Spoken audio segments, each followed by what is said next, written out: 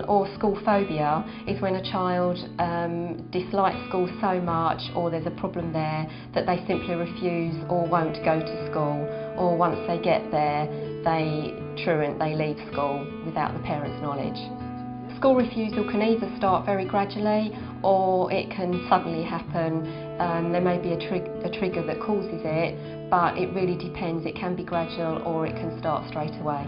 We found out that she was being bullied. She actually tied herself to her bed one morning and refused to go. I had panic attacks sometimes in school because I didn't like the crowdiness of it. I was scared of the people, too many of them. If a child doesn't go to school, it can affect you because obviously you can worry about their education, about them falling behind, but there is also the possibility of being prosecuted, which is a real problem and a real worry for parents.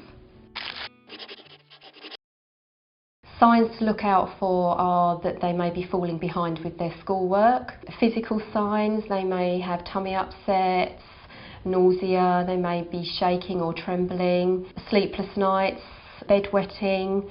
They can all be symptoms that there may be a problem at school. It's very important to understand why your child might not want to go to school, because if you can identify the underlying root problem, obviously the problem is a lot easier to address. Things happening at school can cause a child to refuse to go. Factors include bullying, if they're having any friendship issues, if there's a self-esteem problem with the child, if they're struggling academically, that can affect whether or not they want to go or not. Things happening at home can definitely affect school refusal. Divorce and separation and relationship issues can be a problem and a big factor. Domestic violence can sometimes contribute.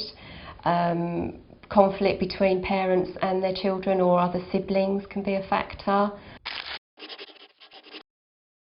I think you do need to deal with it immediately the issue comes to the fore at home. Sometimes it's difficult. Things that you can do to make your child feel less anxious about going to school include sticking to a regular routine, ensuring that the child gets plenty of sleep, a healthy balanced diet, and try to identify something that they can look forward to in the school day.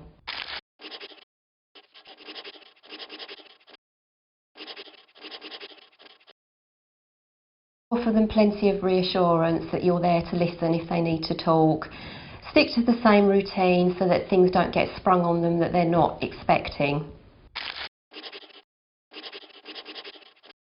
In the end, because I just refused to go in so many times, they had a meeting with the teachers. The way forward is to make an appointment with the school to find out what is happening there and whether or not something at home is affecting it.